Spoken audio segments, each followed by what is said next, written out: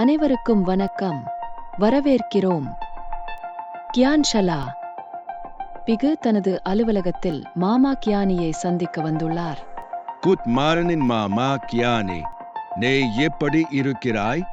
நான் நன்றாக இருக்கிறேன் பிகு. நீ எப்படி இருக்கிறாய்? நான் நல்ல மாமா கியானே. 2025-26 நிதியாண்டிற்கான சமீபத்திய யூனியன் பட்ஜெட்டை நீங்கள் பார்த்தீர்களா? ஆம் பிகு. இந்த பட்ஜெட் வணிகங்கள் மற்றும் காப்பீட்டுத் துறைக்கான புதுப்பிப்புகளுடன் பல முக்கியமான வருமான வரி மாற்றங்களை அறிமுகப்படுத்துகிறது. முக்கிய சிறப்பம்சங்களை பற்றி விவாதிப்போம். அதிகரித்த வரி விலக்கு வரம்பு. சம்பளம் பெறும் தனிநபர்களுக்கு 12.75 லட்சம் ரூபாய் வரை வருமானம் இப்போது வரி இல்லாதது. 75,000 ரூபாய் நிலையான விலக்கு சேர்க்கப்பட்ட பின்னர் ஊதியம் பெறாத தனிநபர்களுக்கு 12 லட்சம் ரூபாய் வரை வருமானம் வரி இல்லாதது.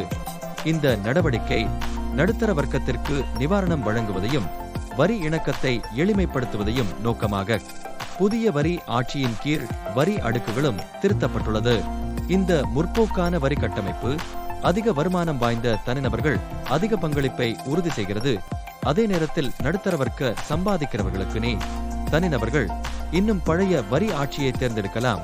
மேலும் வீட்டு வாடகை கொடுப்பனவு, பயண கொடுப்பனவு, 50,000 ரூபாய் நிலையான விலக்கு மற்றும் கீழ் விலக்குகளை கோரலாம். முன்பு போலவே 80C/80D பிரிவின் கீழ் விலக்குகள் மற்றும் பல. வரி இல்லாத வாடகை வருமானம் அதிக. TTS வாடகை மீதான விலக்கு வரம்பு வருடத்திற்கு 2.4 லட்சத்திலிருந்து 6 ரூபாய் லட்சமாக அதிகரிக்கப்பட்டுள்ளது.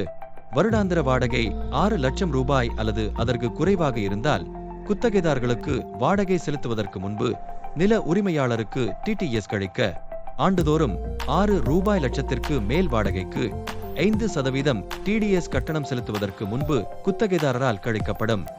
இந்த மாற்றம் மிதமான வாடகை வருமானத்தை பெறும் நில உரிமையாளர்களுக்கு வரி சுமையை குறைக்கிறது.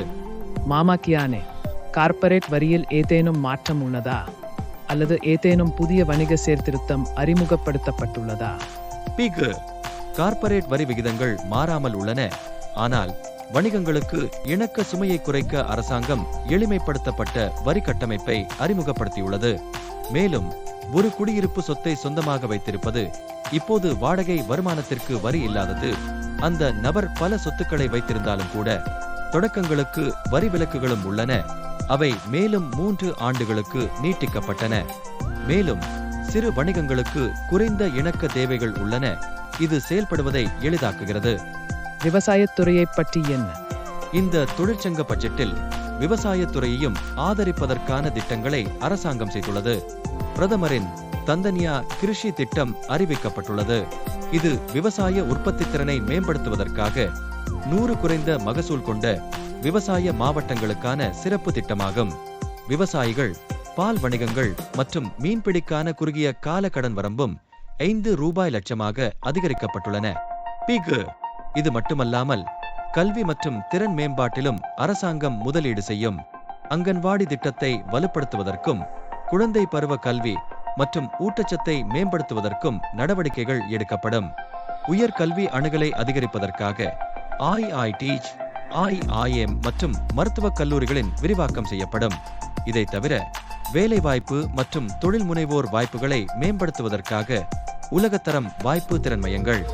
இந்த தொழிற்சங்க பட்ஜெட்டில் உள்கட்டமைப்பு மேம்பாடு மற்றும் மின்சாரத்துறை சீர்திருத்தங்கள். நிச்சயமாக பிகு.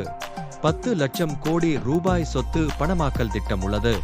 இதில் அரசாங்க சொத்துக்களை குத்தகைக்கு எடுப்பதன் மூலம் திரட்டப்பட்ட நிதிகள் மீண்டும் முதலீடு செய்யப்படும். நெடுஞ்சாலைகள், ரயில்வே மற்றும் மெட்ரோ திட்டங்கள். மின்துறையிலும் சீர்திருத்தங்கள் நடத்தப்பட்டுள்ளன. மின்சார விநியோகம் மற்றும் பரிமாற்ற மேம்படுத்தல்களை செயல்படுத்தினால் மாநிலங்கள் அதிக நிதி கடன் வாங்கலாம்.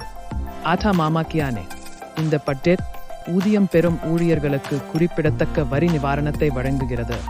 அதே நேரத்தில் வணிகங்கள் மற்றும் பொருளாதார வளர்ச்சியை ஆதரிக்கிறது. முற்றிலும் பிகு. அதிக வரி விலக்கு வரம்புகள், வணிகத்திற்கு ஏற்ற கொள்கைகள் மற்றும் உள்கட்டமைப்பு முதலீடுகள் ஆகியவற்றுடன் இந்த பட்ஜெட் நிதி ஸ்திரத்தன்மை மற்றும் பொருளாதார முன்னேற்றத்தை. விரிவான விளக்கத்திற்கு நன்றி மாமா கியானே.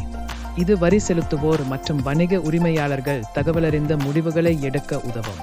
பிக்கு உங்களை வரவேற்கிறோம். புதுப்பிக்கப்பட்டிருப்பது. நிதி மாற்றங்களுடன் புத்திசாலித்தனமாக திட்டமிடுவது எப்போதும் முக்கியம். மேலும் அற்புதமான கான்கூடாரத்திற்கு ஒவ்வொரு புதன்கிழமும் மாலை 3 மணிக்கு இமெயில்ஸ், வாட்ஸ்அப் மற்றும் பிபி பார்ட்னர்ஸ் போர்ட்டல் வழியாக கியான்ஷாலாவில் பிபி பார்ட்னர்ஸ் எனக்கு மகிழ்ச்சி அளிக்கிறது.